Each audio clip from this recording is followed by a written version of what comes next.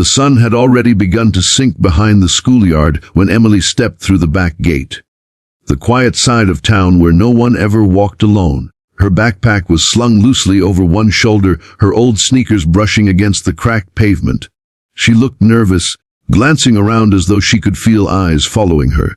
Then it happened. A van screeched to a halt beside her. 3 boys from her school, the same ones who'd laughed at her torn jeans that morning, jumped out.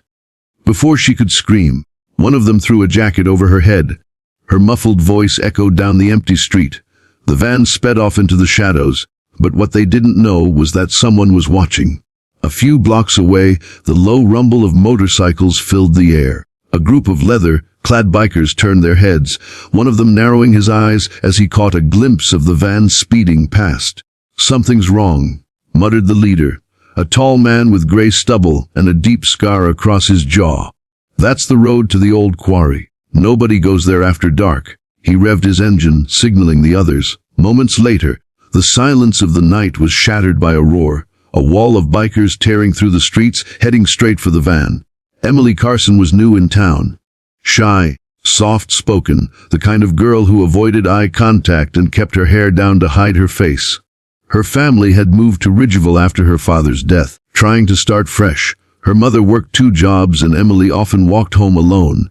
The first day of school hadn't gone well. The popular crowd had already marked her as an easy target.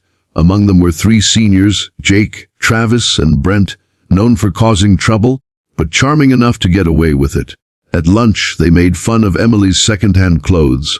In the hallway, they knocked her books out of her hands. She never fought back. She just picked them up quietly and walked away. But what no one knew was that Emily wasn't just any girl. She had lived through worse. Nights sleeping in a car with her mom after her dad's passing, days without food, years watching her mom struggle just to keep her in school.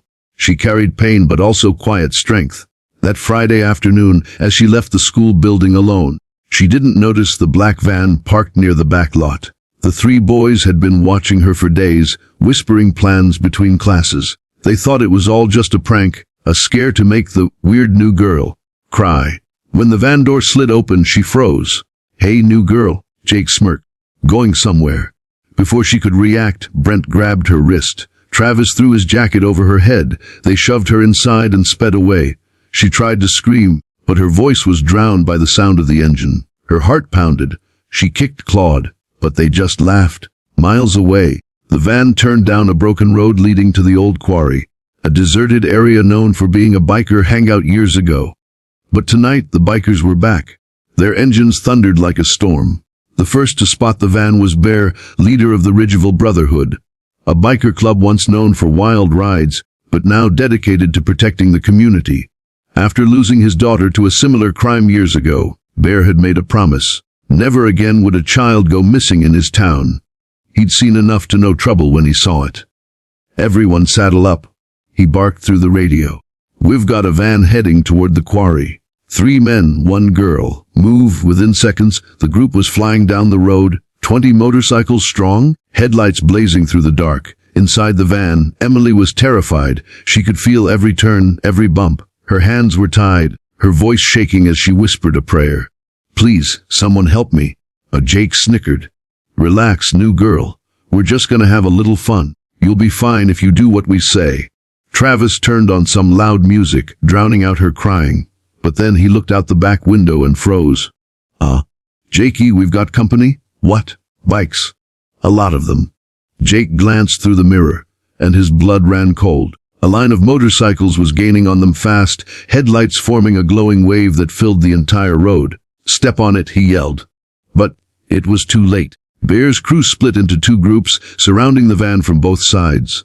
The roar of engines grew louder, echoing through the trees. The van swerved, panic setting in. Bear pulled up beside the driver's door, his steel gray eyes locked on the boys inside.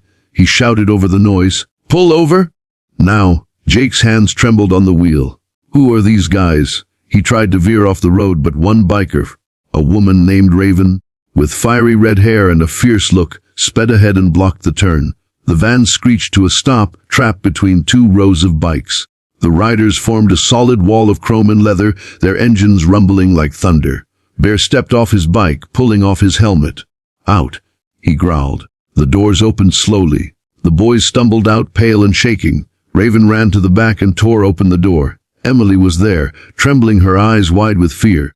"You're safe now," she whispered, cutting the ropes from Emily's wrists. "They won't touch you again." Emily fell into her arms, sobbing quietly. Bear looked at the boys, his voice low, filled with controlled fury.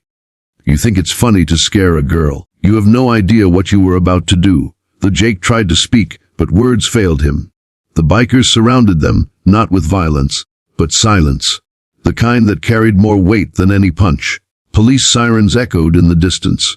When the officers arrived, the boys were handcuffed on the spot. Emily was taken to the hospital, safe at last. The next morning, Ridgeville woke to the news: 3 students arrested for kidnapping, saved by local biker group. At school, whispers filled the hallways. Emily returned a week later, walking with her head a little higher. The same kids who once mocked her now watched with guilt and admiration, and outside the gate, parked quietly under a tree, was a single motorcycle. Bear leaned against it, giving her a small nod as she passed. She smiled, a silent thank you to the man and his crew who'd reminded everyone what courage really looked like. Because sometimes heroes don't wear badges or capes. Sometimes they wear leather jackets and ride in a wall of thunder.